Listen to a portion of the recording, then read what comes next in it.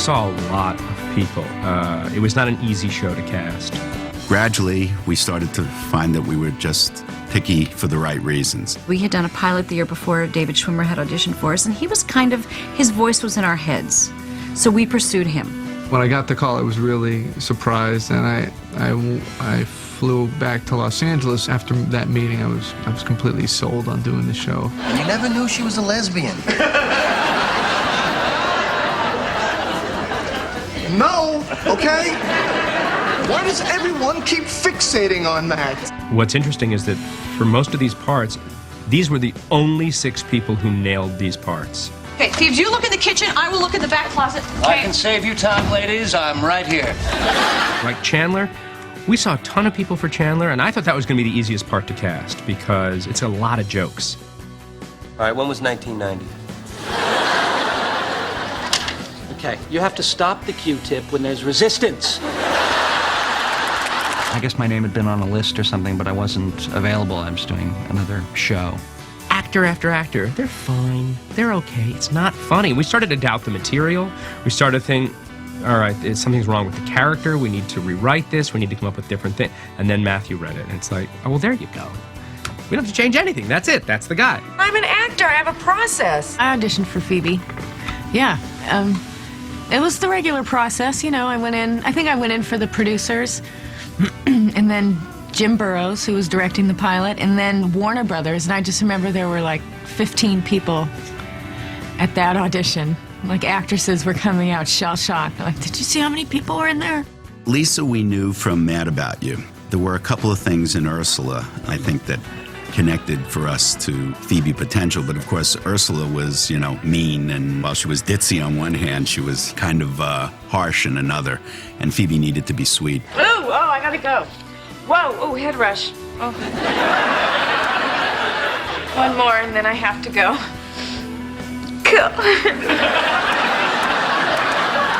Lisa showed us that she definitely had the sweetness inside of her. You agreed to take me in sickness and in health. Well, this is my sickness. Courtney lent herself to being Monica, especially once we started the show. It was very apparent that Courtney is a person who's in control. People think that I was auditioning for Rachel. I wasn't, but they were considering me for that. But I read the script and thought that I should be up for Monica, so I kind of lobbied for that, and they let me do it. I originally auditioned for Rachel. Oh my God! I'm a woman! But they thought, a little too much penis. You sick bastards. Matt LeBlanc in real life is just your guy's guy, and that's what we needed Joey to be. I auditioned, I think, like 8 times. I had to keep coming back and keep coming back, and the last one I read with Courtney and Jennifer. You need anything, you can always come to Joey. Me and Chandler live right across the hall, and he's away a lot. Rachel was the last we cast because she was also unavailable. I auditioned for Rachel. They wanted me to come in for Monica, but I liked Rachel. I got an interview. Where? Saks Fifth Avenue. Oh, Rachel. Oh, it's like the mothership is calling you home. We understood that what makes a great sitcom is great comedians, you know, and to find great comedic actors is what I think probably prolonged the process as long as it did. We were looking for people who could take the words that we'd written and elevate them. Pivot! Pivot! Shut up! Shut up! Shut up! The 6 of us first met at a table read. A couple of them had met, you know, through the audition process, reading with people, but I didn't meet any of them until the table read. We just all read through the script, and it was amazing. It was, you know, it was sort of the time that I realized the kind of magic was existing in my life. And I remember the first table read thinking, wow, these guys are great, you better pay attention. Just hearing the way everybody, you know, their take on their character, because I read it and I, you know, made certain assumptions about what these other people were, and there were some surprises. It was really fun. There's just something about just their unique sound. As we were reading and in scene, I was discovering, oh, this is the voice of Phoebe. Oh, this is Chandler. Where are they? Yeah, this is nice. We never do anything just the 2 of us. That's great. Maybe tomorrow we can rent a car and run over some puppies. Ew, I don't want to to do that. They filled it the way I imagined it sounding. Not one of us could have been traded out. It was like the six of us were like the perfect pieces of this puzzle, and it was great. You have a third nipple? You bitch. Whip it out, whip it out. There's nothing to see. It's just a tiny bump. It's totally useless. Oh, as opposed to your other multifunctional nipples. Joey was in a porno movie. If I'm going down, I'm taking everybody with me. When we first pitched the show, although we always said it was an ensemble show, we kind of thought of Phoebe and Chandler as a little more secondary, that they'll provide humor when we need it. All right, here's my $7.50, but I think you should know that this money is cursed. What? Oh, I cursed it. So now bad things will happen to he who spends it. That's all right. I'll take it. Bad things happen to me anyway. This way I can split them up with a movie. They gave us much, much more than that. They became so central to the ensemble. In the first season, we had to come up with a way to save some money on the next week's episode. So the idea that I came up with, that I gave to Morton and David, is somehow you need to create a story that involves no guest cast, that involves no additional sets. Somehow it all takes place in the basic sets of the apartment, and we add nothing to it. That vice became a virtue that became a hallmark of Friends, and we did the episode, the one when no one was ready. You hide my clothes, I'm wearing everything you own. Oh my God! That is so not the opposite of taking somebody's underwear. Look at me, I'm Chandler. Could I be wearing any more clothes? There was an ease and a comfort and the way they worked off of each other, and you realized there's not a weak link. I think these episodes where it just became about the six of them in the room were something we looked forward to each year on Friends. And I think we did at least one a year. And in some years we started to like the, as we call them, the bottle shows, the show inside of a bottle. Hurry! Monica's gonna make you pack. She's got jobs for everyone. Now it's too late for me, but save yourselves! We actually started to do more of them, and just found that there was that great strength, and the show was at its best when the six of them were together in one room. What a great night. Chandler can't do it. These guys kissed. What? You guys kissed? Oh, this is huge. No, it's really not huge. And people thinking it's huge has led Monica to believe that we are stealing her thunder, which we are not. Well, we're still talking about it, aren't we? Well, yeah, that and Chandler's problem.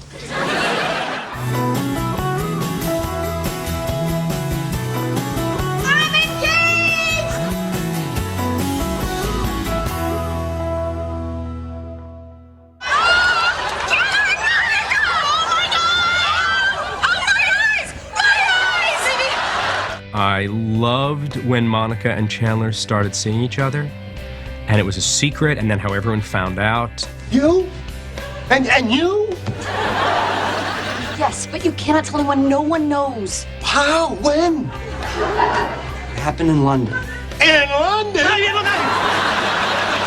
We were in London shooting it, and Monica's under the covers, and Ross comes in, and I talk to him for a second, and then Ross leaves, and then Monica pops up and says, "Do you think he saw us?" And then we had to hold for 27 seconds. I was so happy that people were excited and surprised. We didn't want to invest too much too quickly because sometimes, on a sitcom, you put people together and it takes energy out of the show. It kind of relieves sexual tension in a certain way. And so we wanted to see gradually how it would go with Monica and Chandler. And I think the period of them keeping it a secret allowed us to see, how much does the audience really love this. We're in a relationship? I'm afraid so. I was really excited to have a storyline that had an arc and that was going to keep going, and I was really happy about that. I can't believe you're gonna ask Monica to marry you. I know. She really planned the whole thing and lit all the candles and decided to ask Chandler to marry her, and she breaks down and can't. It's really hard for her, but that was exciting. That was probably one of my favorite episodes. Monica. Will you marry me? Yes. The show isn't afraid of going for emotional moments, and that sure was a big one. You know, we both started crying, and you know, a big moment was happening for the show. It was fun. It was really nice to go through that whole process with Matthew.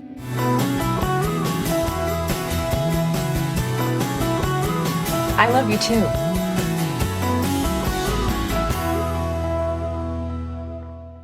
I don't know the actual names of the chords, but I made up names for the way my hand looks while I'm doing them. I didn't like the guitar. I wasn't getting it. And so I think I even asked, what if she plays the bongos? Smelly cat, what are they feeding you? In the beginning, we actually had a guitar teacher come in, and it actually, by making her better, it made the comedy not so good.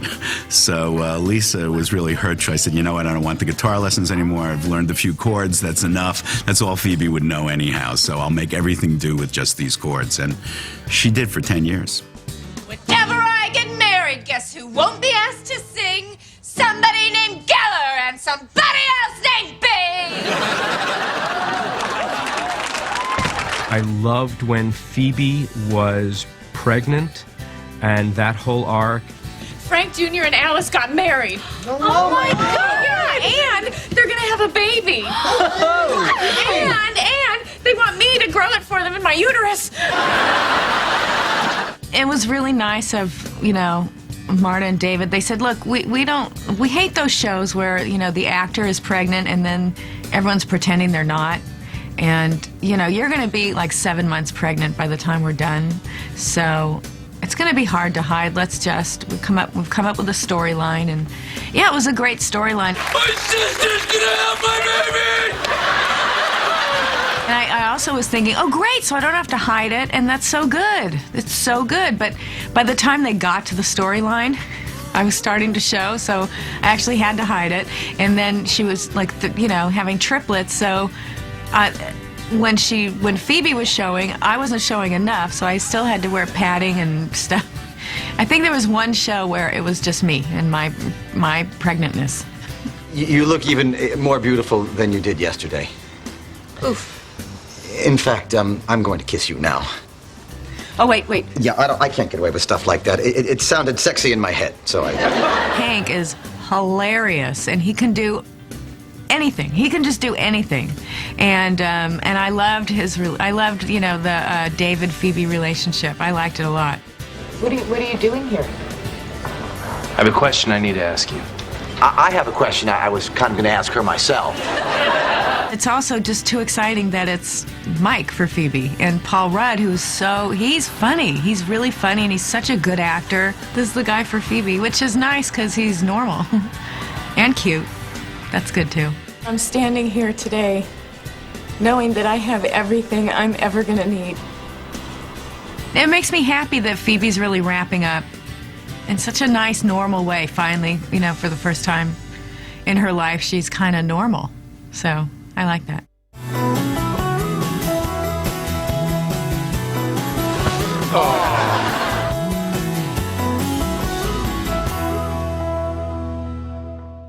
If he doesn't like you, this is all a moot point. Huh. A moo point? Yeah, it's like a cow's opinion. It just doesn't matter. It's moo. He's a guy who really always says what's on his mind. He's a rotten liar, and just food is a passion of his, you know, as much as women. You boys are about to see something really special. How you doing? How you doing? How you doing? We have this in the audience when we shoot the show. There's a guy, Jim Bentley, does the warm-up. He got into this habit of getting the audience to say, "How you doing?" And that's pretty funny. So it's like a catchphrase all of a sudden. I'm an actor. Wow. Career-wise, I think it's always best if he just is unsuccessful because he's the underdog. you know, and you can root for him. I love that he was on the soap opera in a coma for like a year, had no lines, just lay there, go to work and lay there every day. That was pretty funny. Cut. Down back, baby! Joey and Rachel, which was such an effort and so difficult to accomplish, was so gratifying. The Joey and Rachel storyline was something that scared the actors very much. Everyone knows that Ross and Rachel are supposed to be together, and we spent 10 years keeping them apart. But to see her with one of the regulars, they don't belong together, that's not right. But I remember we were talking about David Crane, and he said, but it's like playing with fire, and it's exciting to write. And I thought, well, it's great. It's always been you, Rach. I'm pregnant. I love you.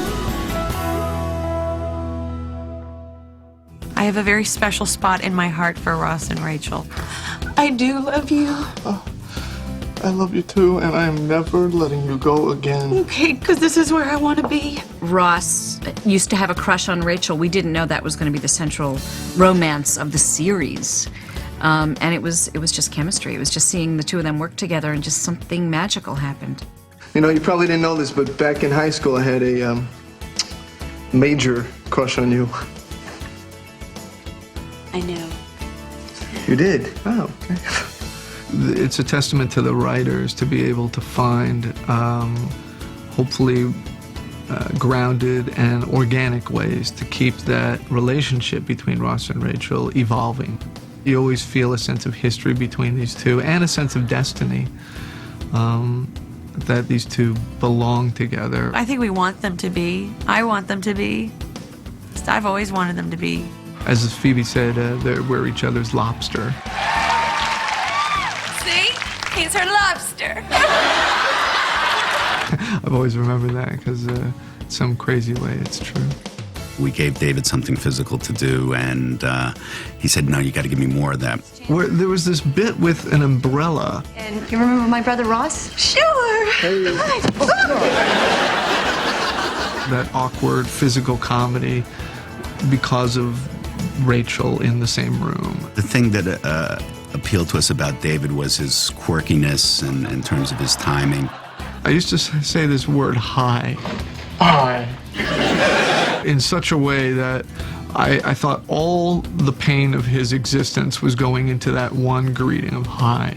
You know, I haven't said that in a long time. It makes me laugh just doing it. Schwimmer is just perfect. We've just feed off each other. I think the thing about Jennifer being the one to be Rachel was that she wasn't just funny and beautiful. There was something special about her. There was something fresh. I am over you. And that, my friend, is what they call closure. She kind of embodied, I think, every male's high school dream of the unattainable prom date. So there was a connection to her. Let's get some frozen yogurt or something. No. A break from us. The breakup, well, that was sort of the beginning of the end for them. I mean, that's the beginning of the beginnings of endings and beginnings. I mean, they've had so many start and stops, you know. Pretty much everything with Ross and Rachel has been just delicious. At the altar. Hi, Ross. Ross says, take thee, Rachel. Just an completely unconscious slip. I remember thinking, God, this is good. Like, smart. These guys are so smart. We couldn't have an audience for that part. Every time we have to always remove the audience for the cliffhangers because, you know, obvious reasons. You don't want to spoil it, but I just remember that it was just chilling. It was just kind of, you know, he said, Rachel. We finally get Ross and Rachel together and that amazing kiss. It was a great moment. Great moment. I can't believe you guys are leaving this place. No. You do your best to prepare, but it's hard to prepare for something like saying goodbye to something that's lasted longer than high school and college and, you know, add a couple of years there. So you do your best, but I don't know how people are going to be feeling the last night. Like, I don't know whether I'm going to be the person who's weeping and crying or whether I'm going to be the person that's consoling, or maybe it'll be somewhere in the middle. I'm aware of it, but as we were reading the script this morning and realized when we come back for Christmas, we only have 2 more episodes to film, it's just, and as we're saying goodbye to each other within the story, it's going to be crazy. I told them today they should just film the table read because that's as good as it's going to get. They're lucky to get words out of me. I think I'd love to see it end just something nice and funny and warm and simple. I mean, it's the water cooler show when people, it's like the way people talk. That is so not true. It all started on the show. 10 years is a long time. It'll be sad, yeah. Just everyone happy and moving on, and we just get a sense that they'll all be okay. I used to say, oh, I think it'd be fun if Monica got really fat and Chandler loved her anyway. And I'd like it to end with a nice semblance of hope for all the characters. I don't. I don't want it to end. It's kind of like an unnecessary evil, though, isn't it? It has to happen. So I don't know. I don't know how I'd want it to end. I just want everybody to be happy.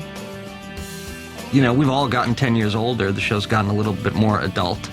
And while maintaining this kind of just general theme of being funny and being kind of, you're going to laugh at when you watch an episode of Friends, but the laughs still surprise you. You're like, whoa, did he actually just do that? And that's what's been the magic about it. Who'd you miss the most? Monica. Gotcha.